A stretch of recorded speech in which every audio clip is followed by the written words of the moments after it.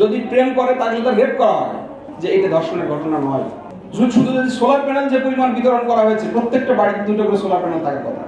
মানে আমাদের এখানে পাটক চট্টগ্রাম বিষয়ক একটা মন্ত্রণালয় আছে, একটা মন্ত্রণালয় শুধু 3টা জেলাকে লিড দিচ্ছে এবং তাদের উন্নয়ন বাজেট 1200 থেকে 1500 কোটি টাকা বছরে।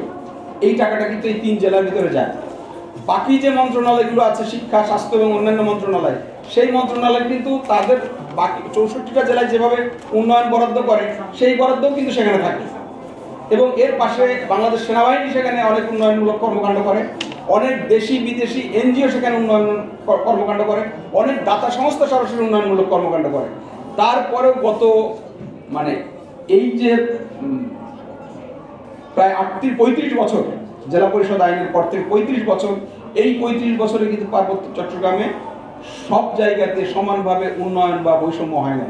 আপনি যদি রাষ্ট্রের যে বরাদ্দ, সেই বরাদ্দগুলো বিবেচনা করেন, তাহলে মানে এই যে শুধু যদি সোলার প্যানেল যে পরিমাণ বিতরণ করা হয়েছে, প্রত্যেকটা বাড়িতে 2টা করে সোলার প্যানেল থাকার কথা। ডিপ টিউবওয়েল বা মার্সিবল ডিপ যে বিতরণ করা হয়েছে, প্রত্যেকটা বাড়িতে থাকার কথা, কিন্তু সেটা হয় নাই। প্রত্যেক বাড়িতে যে পরিমাণ টাকা গেছে, আপনি এই সামগ্রিক টাকা যদি ভাগ করেন, কোনো রাস্তা, কোনো বাড়ি কাঁচা থাকার কথা না, কিন্তু সেটা হয়েছে। কারণটা কি? এই কিছু লোক লুটপাট করে সেখানে হাজার হাজার কোটি টাকা মালিক হয়েছে। তারা ঢাকায় থাকে, তারা চট্টগ্রামে থাকে, কিংবা নিউ ইয়র্কে, লন্ডনে, জাপানে থাকে, তারাও এই একই কাজ করছে। আর কিছু লোক, তাদের কাছে ওই উন্নয়নটা পৌঁছায় নাই। তাদের ওই প্রত্যন্ত অঞ্চলে, যেটা ওই যে চাক সম্প্রদায়, এই চাক সম্প্রদায়ের কাছে কোনোদিনই এই তার উন্নয়নের বরাদ্দটা যায় না। কারণ যখন রাষ্ট্র এই উন্নয়নের কথা বলার জন্য, ওখানকার পিছিয়ে পড়া লোকদের কথা বলার জন্য যখন রাষ্ট্র ডাকে, তখন কাকে ডাকে? ডাকে একজন হয়তো রিটায়ার্ড সচিবকে, হয়তো একজন মানে যিনি জনপ্রতিনিধি, তিনি মূলত তার হয়তো শত শত একর জমি আছে, যিনি হয়তো হেডম্যান কারবারি, তিনি তো জানি না যে জমিগুলো মানুষের নামে বিতরণ করা হোক। কারণ রাষ্ট্রীয় আইনে যদি জমি ব্যক্তি মালিকানায় চলে যায়, তাহলে 60 বিঘার বেশি জমি রাখতে পারবে না। কিন্তু ওখানকার সার্কেল চিফ, ভূস্বামী যারা আছে, তাদের প্রত্যেকের নামে হাজার হাজার একরের বাগান আছে।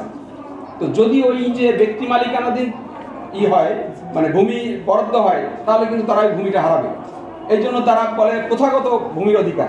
তো প্রথাগত ভূমির অধিকারের কারণে এই চাক সম্প্রদায় বা অন্যান্য তৃণমূলের যারা, তারা কিন্তু কখনো ভূমির মালিক হতে পারে না। ওই পরের জায়গা, পরের জমি, ঘর বানাইয়া আমি রই, আমি তো সেই ঘরের মালিক নই, ওই অবস্থায় তারা কিন্তু বছরের পর বছর কাটায়।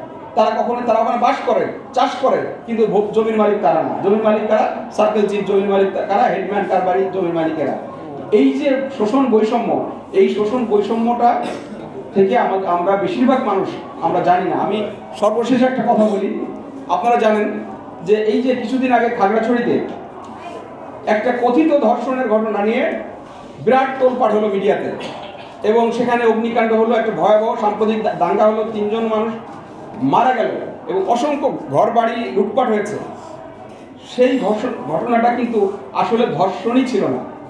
আমাদের গণমাধ্যম, আমি প্রথম 25 তারিখ থেকে আমি একা বলে গেছি, 30 তারিখে মেডিকেল রিপোর্ট দিয়েছে, আমি একা বলে গেছি যে এটা ধর্ষণের ঘটনা নয়, এটা একটা সাজানো বানোয়াট, এটা একটা সাম্প্রদায়িক দাঙ্গা লাগানো। ওই সময় দেশে পূজা ছিল, মূলত ছিল পূজাকে টার্গেট করে এটাকে সমতলে টেনে আনা। এর সাথে দেশি বিদেশি নানা চক্রান্ত জড়িত ছিল। কিন্তু আমরা দেখলাম যে সেই জিনিসগুলো আমরা গণমাধ্যমও আমরা ওইভাবে পালন করি নাই। আমি 5টা মানে গত 2-3 মাসের ভিতরে 5টা বড় বড় ধর্ষণের ঘটনা ঘটেছে। রোমায় একটা ট্রাইবাল মেয়েকে 5 জন, মানে একটা মারমা মেয়েকে 5 জন মারমা ছেলে গ্যাংরেপ করেছে। তারপরে খাগড়াছড়ির এই ঘটনা আসলো, ওইটা নিয়ে কিন্তু কেউ কোনো কথা বলে না। খাগড়াছড়ির এই ঘটনাটা নিয়ে তো আমরা সবাই জানি। কাপ্তাইয়ে আরেকটা ট্রাইবাল মারমা মেয়েকে 3 জন পাহাড়ি ছেলে, তারা ধারাবাহিকভাবে গ্যাংরেপ করার পরে 5 মাসের অন্তঃসত্ত্বা হয়েছে সেই মহিলাটি। পরে যখন সামাজিক বিচার ওদের যেটা আছে, ওই যে নানা রকম জরিমানা, সেগুলো দিয়ে বাঁচানোর চেষ্টা করা হয়েছে। পরে তার বোন না মানাতে সেটা নিয়ে মামলা হয়েছে। এরপরে আপনারা জানেন মাটিরাঙ্গায় একটা মেয়ে, সে পূজা দেখতে গিয়েছিল, তাকে 3টা ট্রাইবাল পূজার মন্দির থেকে নিয়ে গিয়ে তাকে গ্যাংরেপ করেছে। এই গত সপ্তাহের ঘটনা। এবং তারপরে এই যে আমরা গতকাল যেটা নিউজ করেছি, একটা চাকমা স্কুল শিক্ষিকা আলুটালিয়ায় একটা বাঙালি ছেলের সাথে ঘুরতে এসেছিল। বাঙালি ছেলের সাথে কেন ঘুরতে এসেছিল, সেই কারণে তাকে গ্যাং রেপ করা, ওখানে রেপ করা হয়েছে। তো এই যে এতগুলো আমি গত 2-3 মাসের ঘটনা বললাম, মানে 2 মাসের ঘটনা আমি আপনাদেরকে বললাম, এতগুলো ঘটনা ঘটেছে আমরা মিডিয়ায় কটা জানি। আপনারা জানেন না যে ওইখানে এমন একটা বিচার ব্যবস্থা আছে, ওখানকার আঞ্চলিক সশস্ত্র সংগঠনগুলো, কোনো পাহাড়ি মেয়ে যদি কোনো বাঙালি ছেলের সাথে ঘোরাফেরা করে তাহলে তাকে পেটানো হয়, যদি প্রেম করে তাহলে তার রেপ করা হয়, যদি বিয়ে করে যদি ওখানে থাকে ওদের হাতে ধরা পড়ে তাহলে রেপ করা হয় এবং মেরে ফেলা হয়। এটা ওদের আঞ্চলিক সংগঠনগুলোর মানে আরোপিত শাস্তি।